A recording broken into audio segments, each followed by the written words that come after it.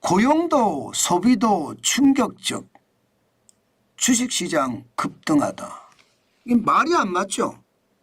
아니 고용도 소비도 충격적이면 주식시장은 급락하는 게 맞던가 폭락하는 게 맞아요. 그런데 주식시장이 급등하다. 이상하죠. 그만큼 지금 시장이 저는 굉장히 이상하다 이렇게 생각을 합니다. 자, 왜 그런지 제가 설명을 하겠습니다. 미국 시장을 한번 보십시오. ADP 주간 고용 변화를 보면요. 2025년 10월 25일부터 11월 8일까지 주간 단위로 고용이 마이너스예요. 심지어 2025년 11월 8일에는 11월 8일로 끝나는 거주예요. 거주 4주간 평균을 보니까 13,500명이 줄어들었어요. 경제에서 고용이 준다는 것은 경기가 침체한다는 뜻이죠. 아니 그런데 왜 주가는 급등할까요? 간단합니다. 금리를 내린다는 신호가 될 수 있기 때문이에요. 금리를 내린다는 신호는 여러분 돈을 푼다는 이야기잖아요. 고용을 더 강조하기 위해서 돈을 푼다는 이야기니까. 돈을 푼다는 이야기니까 이게 주식에는 그만큼 반대로 작동을 한다 이렇게 보시면 됩니다. 그런데 고용만 충격적이냐? 아닙니다. 지금 소매 판매도 2025년 9월에 0.2까지 떨어졌습니다. 0.2 플러스긴 합니다. 예, 6월, 7월, 8월, 9월 4개월 연속 플러스긴 해요. 그런데 6월에 0.9% 소매 판매 지수가 자꾸 떨어지다 자꾸. 게다가 시장의 전망치는 0.4였습니다. 소매 판매 지수가. 그런데 전망치보다 떨어졌어요.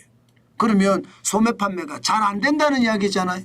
바로 이것도 똑같은 원리입니다. 금리 내려서 부양하면 소매 판매 더 늘어난다. 이렇게 생각을 하는 거죠. 그래서 소매 판매 소비도 충격적이라고 되는데 결국은 주가는 올라간다는 이야기예요. 실질적으로 물가가 올라가고 있는 건 사실이에요. 금리를 내리기가 좀 부담스러워요. 생산자 물가가 도매 물가잖아요. 2025년 9월에 전월 대비해서 0.2% 올랐고요. 전년 대비해서 2.7% 올랐습니다. 물가가 올라가는 게 겁이 나요. 아무리 겁이 나도요. 고용이 구부라지고 소비가 구부라지는 것보다 못하다 이거예요. 물가 좀 올라가면 어때? 지금 사람들이 회사에서 쫓겨나고 소비가 안 일어나서 가게가 망하는데 지금 금리부터 먼저 내려야 되는 것 아니냐 이렇게 이야기를 하는 겁니다. 실질적으로 소비자 신뢰 지수를 보면 88.7까지 떨어졌어요. 소비자 신뢰 지수가 88.7이라는 건 2025년 4월에 86 그때 이후로 최저고요. 심지어 코로나 때로 돌아가야 돼. 코로나 때로 돌아가면 2020년 6월에 86.6 그때 이후로 또 최저라 이렇게 봅니다. 그만큼 경제가 좋지 않다는 이야기예요. 좋지 않다. 소비자 신뢰 지수는 돈을 써야 되는데 안 쓴다는 이야기잖아요. 그러다 보니까 금리에 대한 요소가 시장에는 굉장히 크게 작동하고 있습니다. 심지어 연준 의장 후보인 크리스토퍼 월러 미 연방준비제도 중앙은행이죠. 이사는요.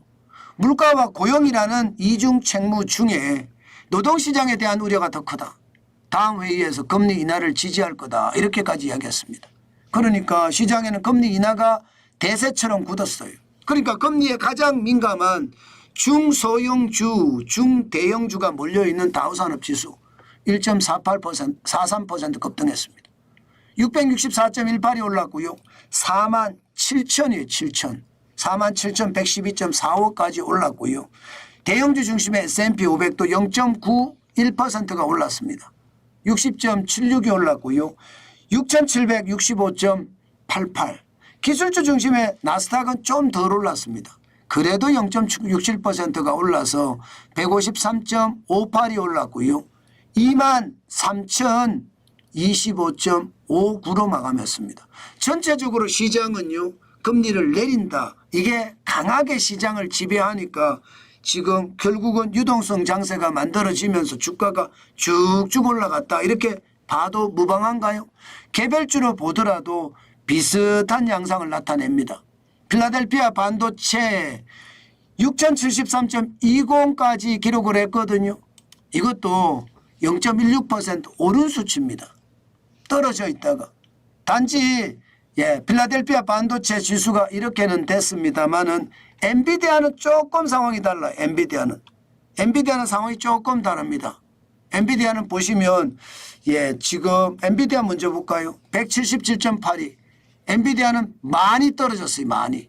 진짜로 많이 떨어져. 2.59% 떨어져서 177.82까지 떨어졌고요. 매그니피센트 7도 전반적으로 다 올랐습니다. 금리 내린다고 하니까 다 올랐죠. 알파벳은 1.62% 올라서 323.64를 기록을 하고 있고요. 메타는 3.72% 올라서 636.22달러 기록하고 있습니다. 아마존도 1.50% 올라서 229.67달러. 마이크로소프트조차 올랐습니다. 0.63%. 지금 476.99달러까지 올랐죠. 다 올랐습니다. 마찬가지 앞서 보신 것처럼 애플도 주가가 또 사상 최고치를 기록을 했습니다. 276.97. 뭐 장난 아니죠. 0.38% 올랐습니다. 테슬라 당연히 올랐습니다. 당연히 올라서 419.40달러로 0.39% 올랐습니다. 전체적으로 보니까 금리 인하가 시장에 훈풍을 불어줬다 이렇게 말할 수 있나요? 아무래도 금리 인하는 유동성 장세를 만들어내니까 시장엔 긍정적으로 됐습니다. 그렇지만 엔비디아는 떨어졌어요. 왜 엔비디아가 떨어졌을까요? AI 버블에 대한 논란 때문에 떨어진 게 아니고요. 구글이 엔비디아가 생산하는 GPU, AI 가속기입니다. AI 가속기의 대체제를 만든 거예요. TPU라고 해서 텐서 관리 장치라고 저장 장치라고 해서 이걸 만든 거예요. 그러니까 상대적으로 이제 GPU 그래픽 저장 장치가 GPU가 엔비디아에 만드는 이게 시장에 독점을 해왔는데 이제 구글이 TPU라고 해서 텐서 저장 처리 장치를 만들었잖아요. 이게 이제 대안이 되니까 아무래도 떨어졌다 이렇게 보시면 될 것 같습니다. 오늘 우리 시장도 저는 미국 시장하고 그렇게 별반 다르지 않을 거라고 생각합니다. 우리 시장의 이슈를 보자고요. 이슈가 몇 개가 있을까요? 우리 시장 이슈가 그렇게 많지는 않습니다. 미국 시장 이슈를 그대로 받아들이기 때문에. 당장 말입니다. 미국 시장 이슈의 가장 핵심이 외국인들을 그대로 받아들일 거 아니에요. 그럼 외국인들이 어떻게 움직이느냐가 첫 번째예요. 게다가 정부가 연기금 계속 동원하니까 연기금 어떻게 동원하는지가 두 번째고요. 게다가 국회에서 소득세 인하에 대한 이야기가 나와요. 소득세 인하에 대한 이야기가 세 번째입니다. 저는 이 세 가지만 보면 될 것 같아요. 이게 세 가지. 외국인들의 움직임은 미국 시장의 이슈를 봐야 되니까 미국 시장 이슈를 보면서 움직이는. 미국 시장 이슈는 5가지라고 했잖아요. 12월에 금리 인하라는 이야기, AI 거품에 대한 이야기, 여기다가 미국의 지표들이 어떻게 변하는 것에 대한 이야기. 지표라는 게 연방준비가 셧다운되고 나서 많이 지표들이 변하잖아요. 그 변화가 굉장히 중요하다는 이야기. 그런 이야기 제가 계속 말씀을 드리고 러시아 우크라이나 전쟁의 종식 이것도 아마 시장에 영향을 미친다. 제가 그렇게 말씀을 드리고 있고요. 일본과 중국의 긴장감도 시장에 영향을 미친다. 이렇게 말씀을 드렸습니다. 오늘도 시장은 우리가 아주 지독하게 보지만 저는 투자 항상 조심하시라. 이 말씀을 마지막으로 드립니다. 저는 그게 지금 시장에서 딱 맞는 말 같아요. 무식하게 시장을 보지 마시고 항상 경계감을 가지고 시장을 봐야 된다는 거. 오늘도 여러분들에게 강조하고 또 강조합니다.